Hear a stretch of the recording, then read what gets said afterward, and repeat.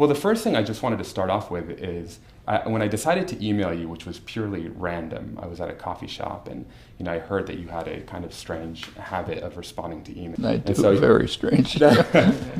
So I actually did it as a writing exercise, in a way. I wasn't, thinking that you were actually going to write back. And the question was whether or not Brave New World or Orwell's 1984, which one of those was either a better book to teach or a better kind of prophecy or prediction of where we were. Guess what I might have, did I mention Zamyatin? Exactly. Yeah, because I think that's much better than either of them. Yeah. So what's your reasoning? For one thing, it's much earlier. Right. But I just thought it was more perceptive. Right. I mean, first of all, I didn't think that 1984 was one of Orwell's best works. To tell you the truth, I could barely finish it. Right. I thought it was kind of obvious and wooden, you know where it's going. He had some nice comments about Newspeak and this and that, but it was good, useful phrases. But I didn't think it was much of a book. And Huxley's is, it's science fiction, basically. Right. But Zamyatin was talking about the real world. Right. Russia, of course, so it wasn't in the early post-revolutionary period. And he was discussing, I think he sensed what a totalitarian system is like. And it's a projection, but a projection from something real.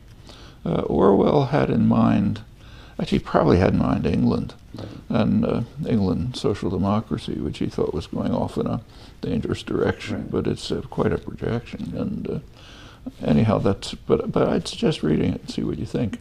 Great. Frankly, I read it about 60 years ago, so I can't reproduce it, but I know I was impressed by it. So I guess just a very basic question before I get to some other topical issues is, here I am from LA. I just kind of sent you an email. I'm interested in why you make time for, I don't want to say folks like me, but what it is about your kind of, whether or not it's a philosophy or just kind of who you are, where you're very open to people speaking with you, given your schedule and given other things. It's the same when I'm not teaching anymore, but it was the same when I was teaching. I taught my work, professional linguistics classes, grad courses, but I also always taught undergraduate courses on my own time, on the kinds of things I write about, social, political issues, and the students who took them couldn't really get credit for a program. These courses weren't admitted into any program, so they were taking it on their own. I often taught them in the evenings, and they just open to the community. Right. And a lot of people would come year after year because we'd always talk about new things. Right. But I think that's part of one's, I wouldn't even say responsibility. That makes it sound too august. Right. It's a normal, like, why do you talk to your children? Well, okay, it's not that it's responsible. But you only have 2 children. What if you only have 2 children? If you only have 2? I have 3, so, but a lot of grandchildren. But I'll talk to them. They'll occasionally ask me a question, but then they'll usually say something like, just the 5-minute lecture, please. Like, don't go off, Right. And, but I mean, like I say, responsibility is too fancy a word. It's just, you're part of the human race. You have something you think you can talk to people about that might be worthwhile, so you do it. Why do I run around giving talks all the time? Same thing. It'd be more convenient just to sit at home and work. What teacher has made the biggest impact on you? Well, I had a very unconventional education. For the first, till I was about 12, my parents were Hebrew teachers, so they worked in the afternoons, teaching. And so they sent me to an experimental, kind of a Deweyite school run by Temple University, and I was there from 2 years old till high school. And that wasn't quite what you're describing, but it was a pretty open school that fostered creativity, independence. He didn't take he took tests, but didn't mean much. Like, just to give you an example, I didn't know I was a good student until I got to high school, literally. I mean, I knew I had skipped a year, but all that meant was I was the smallest kid in the class. Nobody paid any attention to it. when I got to high school, all of a sudden I discovered you're supposed to, be first in your class, and you have to pass all the exams. But we never had anything like that. You just did work you were interested in. You worked with other people. I mean, there was a curriculum, normal curriculum, but it was guided, But so the teachers from there I remember actually. Right. But after that, there was one professor at the university, a couple of people at the university. Zelig Harris, I don't know if you know him, who was a very kind of charismatic person. Actually, my contacts with him were political. I mean, theoretically, I was in his department. And got a degree and take many courses. And I was just about to drop out of college when I met him because it was so boring. But he suggested I take his grad courses, and I then started taking other graduate courses, and I came in contact with intellectually very interesting people. But what qualities did he have as a teacher that you really responded to? He wasn't a teacher, like our classes would be. There were a couple of students that kind of were close to him, maybe half a dozen. We'd meet in his apartment or his apartment in New York. This is Philadelphia, and talk about politics, science, all kind of things. And he was he was a kind of an intellectual leader. He had a lot of interesting ideas, and people were interested, but it wasn't classes. Right. And I took classes with people like Nelson Goodman, a very fine philosopher, but he just discussed his own work, and we thought about it, and we argued about it, and discussed it, and went off on our own and stuff. Actually, I was taking graduate math classes. I'd never had undergraduate math, but there was one professor who I thought was fantastic. He did it just the right way. It was advanced real numbers or something, I forget what it was. He'd come into class and the blackboard, clear the blackboard and write down something, and he'd look at it kind of puzzled, and he'd say, well, let's figure out if that's a theorem.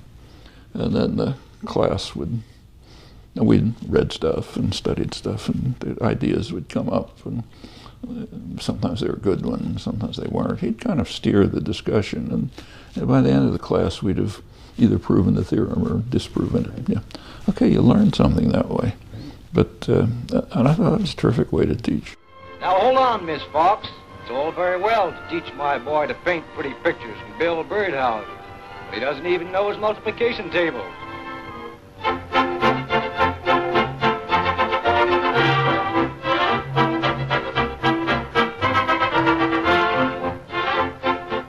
For generations, U.S. youngsters went to school because they had to. And most communities boasted but one room and a single teacher with which to educate their entire and assorted progeny. Good morning, children. Good morning. The Lord is my shepherd. I shall not want. Happiest moment for the school children of that sterner era was when school let out. But for some youngsters, staying after school seemed almost unavoidable.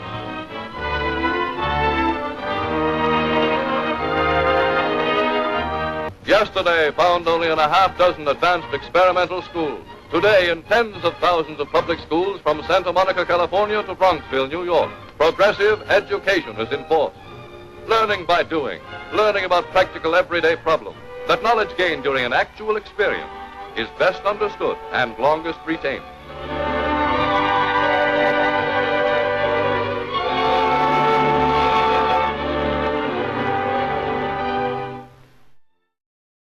Reading Dewey, because our school, I think, in name is a Deweyite school, although in practice, not always. And in experience and education, he links education with experience and memory. So does it surprise you that you recall so much more from your educational experiences that involved experience, and you didn't?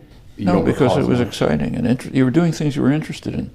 I mean, look, every one of us knows if we got through college, you can take a course and you're not interested in it, and you have to pass an exam, you don't care one way or another, and you memorize what you have to memorize, and you get an A in the exam, and a week later you can't even remember what the course was about. Right. In fact, there's an image in the Enlightenment. There's two competing images during the Enlightenment about education. One of them is education is like pouring water into a vessel, which happens to be a very leaky vessel. Right. That's the take exam and forget what it was case. The other is comes actually from the guy who was the founder of the modern higher education system, Wilhelm von Humboldt, great humanist. He said education is like laying out a string along which the student progresses, and students progress in their own ways. But you've got the string. In other words, there's a structure to what the student is being introduced into. It's not like any random thing. But then they explore it and create in their own ways. But when you get to a place like MIT, Science University, it's almost second nature. Like the famous physicist here, who's a world-famous physicist, was teaching his freshman courses. He was famous for saying that if students asked him, what are we going to cover this semester, he'd say, it really doesn't matter. It matters what you discover. And I cannot move any further back, so there's no cheat here. I'm going to release it right from my chin here. You realize, as you have just seen, that the slightest push, and this will be my last lecture. I'm going to close my eyes. I don't want to see it. And I'm going to count down from 3 to 0.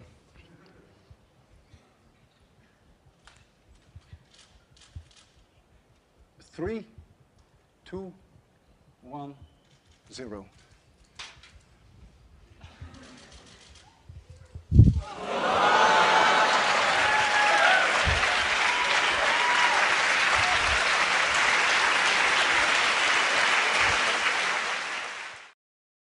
I'm Noam Chomsky. I'm on the faculty at MIT, and I've been getting more and more heavily involved in anti-war activities for the last few years.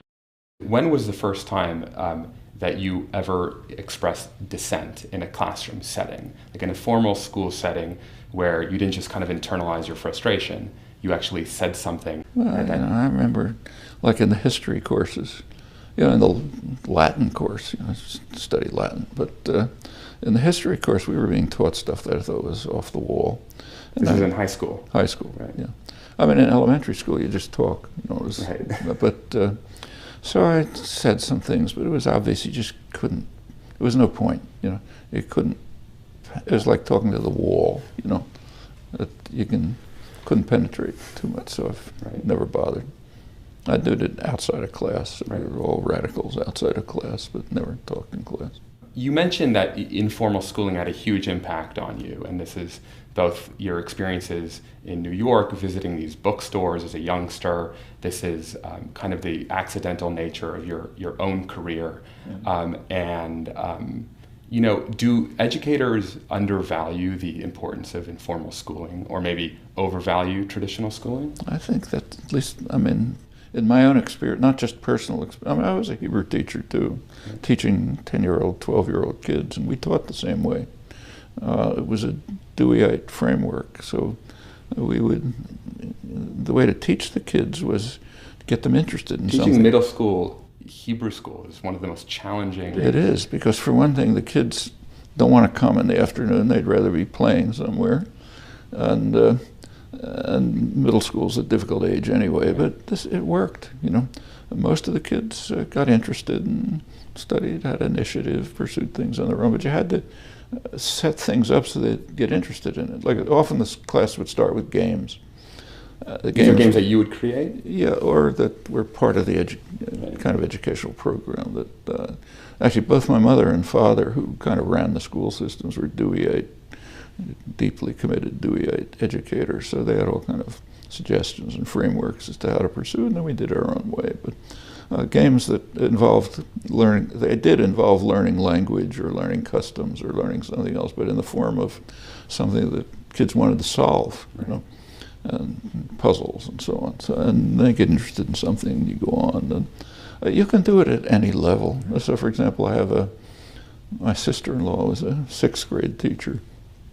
He once described, very good teacher actually, very successful. She told me how she taught a class on the American Revolution. A couple of weeks before the class was going to be on this topic, she started just doing things that were arbitrary and annoying, like compelling the kids to do things they didn't want to do and that didn't make any sense. And, it got worse and worse, and the kids got upset and kind of protesting. And finally, when it got to the point where they were going to be an uprising in the classroom, she turned to the American Revolution, and they were all ready for it. They'd figured out what it's about. Right. Okay, that's something that kids will remember, I think. While it's true that our genetic program rigidly constrains us, I think the more important point is that the existence of that rigid constraint is what provides the basis for our freedom and creativity. And the reason... What you mean, it's only because we're pre-programmed that we can do all the things we can do. Exactly. The point is that if we really were plastic organisms without an extensive pre-programming, then the state that our mind achieves would in fact be a reflection of the environment, which means it would be extraordinarily impoverished. Fortunately for us, we're rigidly pre-programmed with extremely rich systems that are part of our biological endowment. I want to just ask you about structure and creativity. So what I found most interesting about your work on language is that you correlated, creativity and the kind of infinite potential of language, with the fact that it's restricted. And I think you said it's precisely those characteristics of language that make it an effective instrument for free thought and expression seem to have their origins in this innately determined structure. So I'm just wondering what this apparent paradox, structure promoting creativity, suggests about the nature of creative thought, because it's normally associated, maybe that's a misperception, with an absence of structure. I mean, that's what creativity is. So, and how does that reflect itself in the classroom? That's true, that's commonly thought, but it can't possibly be true. I mean, it's like, take, say, the growth of an organism, say an amoeba or a human being. A human being has a lot of complex capacities and characteristics, even a complex internal structure, like the way your digestive system works and so on. And it can do a lot of things. But that's because we're designed within a framework that allows certain options and blocks others. Suppose that the genetic endowment said, become anything. Okay, so arbitrarily, you'd end up some lump of something or other with no capacities and no ability to do anything. It's the same with the arts. So this was understood in classical aesthetics. So if you read the aesthetic theories of the 17th, 18th century, they understood that creativity presupposes a set of rules, forms and rules. You can challenge the rules, and it can be one form of creativity is challenging the rules. If you have no structure and no rules at all, it's like tossing paint at the wall. It's not a creative act. Right. This is the value of dissonance. Well, there's got to be some structure that provides you with capacities. Right. If you don't have internal structure, this is for growth and development, but the same for, say, creative activity is.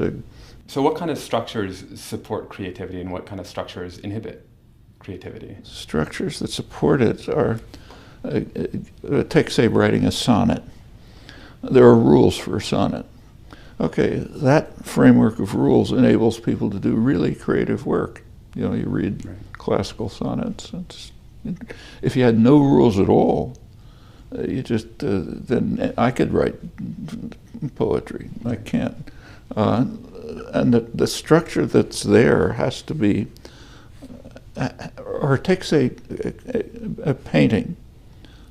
Here too, it's been studied in the history of art by Meyer Shapiro and others. A painting is in a frame. Well, that alone imposes structure. Right. It's on a flat surface. Okay, that requires you to invent perspective. and a long time before people understood it, and how to make it look like a gown is flowing. And all. Okay, that frame itself, just that simple, even that simple frame, already sets the conditions under which you can carry out creative acts. In the loneliness of my life, my father dead, my brother dead, my mother far away, my sister and my wife far away.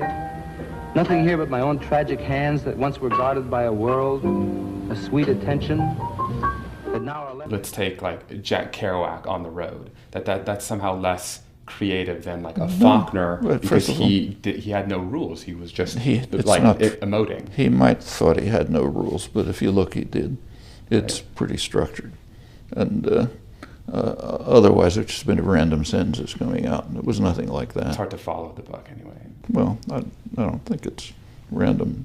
Right. It's not, free association. Right. Right. And if it was, it would be of no interest. Right. You know? And there's development and plot and so on. I mean, even concepts like plot and development are an aesthetic framework. Right. You don't want the framework to be so rigid that you always do the same thing, like a detective story where Perry Mason stories, everyone's the same as the last one. You don't want that. Right. But a framework which is rigid enough to make it possible to carry out creative acts, but doesn't inhibit the creative acts. So that would be kind of like your elementary school experience, which is teachers that present information that might be worthwhile evaluating and allowing kids to independently... Yeah, or it's like this laying out the string model of education. Right. There's got to be something there to work with, and what's there should be challenging enough so you want to see what you can discover within that framework, and then raise questions about the framework. So I didn't intend to bring this up, but if you take a look at the AP system in high school, which is, I think it actually started in the Cold War as a way to kind of democratize education and give kind of inner city students a chance to have this kind of high-end education, or this elite education. But here, we take the brightest students in many ways, but provide them the kind of narrowest of educational experiences. And so, but at the same time, this is what is considered appropriate to enter science and well, take science. If there's an interesting series of editorials you might want to take a look at in about a year ago in Science magazine, the Journal of the American Association for Advancement of Science, the main science journal. The editor, Bruce Alberts, has a series of editorials on science teaching, which are very well done. He's talking about California, incidentally. He's talking about how he testified before the California Education Commission on science education, and every proposal of his was turned down. But he describes the teaching of science from kindergarten to graduate school as deadening any child's interest in science. So when you can memorize the periodic table, okay, you memorized it, and so what? Why should I bother with a periodic table? You can memorize the enzymes that do so-and-so. Okay, I memorized them and finished. That's, he described the way people study great moments, like the discovery of DNA, but they study it as it was after it's finished. So, okay, here's the answer. You lose all the sense of, and then he gives suggestions as to how you ought to teach it. And the suggestions are pretty interesting. So like, I remember he talks about a kindergarten program, which he approved of, thought it was very good. And the way it worked was, these are 5-year-old kids.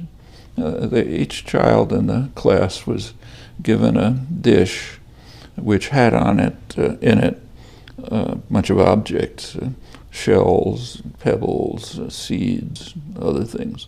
And then they had a task, figure out which ones are the seeds. So the first thing they did was have what they called a scientific conference. The kids got together and talked and figured out ways in which they could tell what was a seed, and some bad ideas, some good ideas, and of course guidance, and pretty soon they got to experiments that they could carry out to determine which ones are seeds, and finally at the end they figured out which ones were seeds. At that point, each kid was given a magnifying glass And the teacher cut the seed and opened it up, and they looked in and they found the embryo, and they saw what made it grow. These kids learn something. Look, like some of our top students are the ones least able to take their knowledge and apply it in new situations. And actually they frequently like laugh at themselves. They call themselves lab rats, because whenever we present something that didn't show up the day before, either in class or wasn't spelled out in the form of instruction, they have a ton of anxiety. And I'm wondering, we rank number 17 in the world in education. A recent study say that students in Latvia, Chile, and Brazil are making gains in academics 3 times faster than American students. We're 25th in math, but our per pupil spending and the amount of money people spend on college counseling and everything that's surrounding kind of, the test-taking culture, we're number 1. Is that because the way we're educating kids? And these exams, I think, actually are better reflections of what kids know than the SATs. I think it's called the PISA exam. Well, that whole teaching to test business is disastrous. Right. Like, for example, in our admissions here, we have pretty high admission.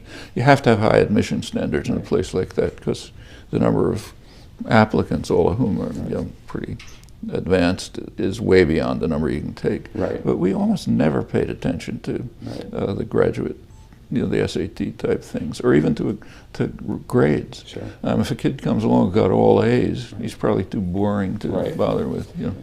If we ask a middle school English teacher, 7th or 8th grade, or maybe a 9th grade world literature teacher, that we feel it's her responsibility, but say she embraces her responsibility of taking students with a various level of literacy. So you have a kid who doesn't speak English very well at all, and a kid who's ready to read, Faulkner or James Joyce. But we think, students learn best when they're exposed to various learning styles, and it's her responsibility to promote democracy in the classroom. So I'm wondering whether or not, and I don't mean this as like an extreme hypothetical, whether, MIT professor who teaches, let's say, molecular physics should also be responsible for teaching kids who haven't taken, say, basic pre-calculus, or whether or not at that level it's already selected out in the kids that are in that class. By the time you're at MIT, it's pre-selected. Right. But you have another life. There are people, and I think it's a good thing, who give talks in high schools or classes in high schools, inner city schools.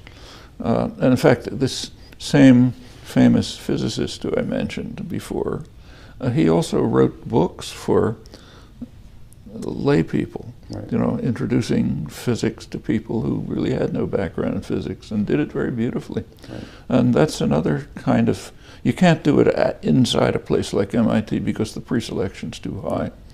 But you have, you're a human being. You have other things you can do with your life. But do you think tracking and leveling in high school at any point is necessary? Or should classes always be this very broad democratic I think there can be a mix. For example, in a high school, there could be a group of students who happen to have a passionate interest in mathematics. Mm-hmm. Okay, they should have a right to be able to be in a class which is really pushing interesting questions in mathematics that other students aren't interested in. That nothing wrong with that. What shouldn't be done is what I could see with my own children.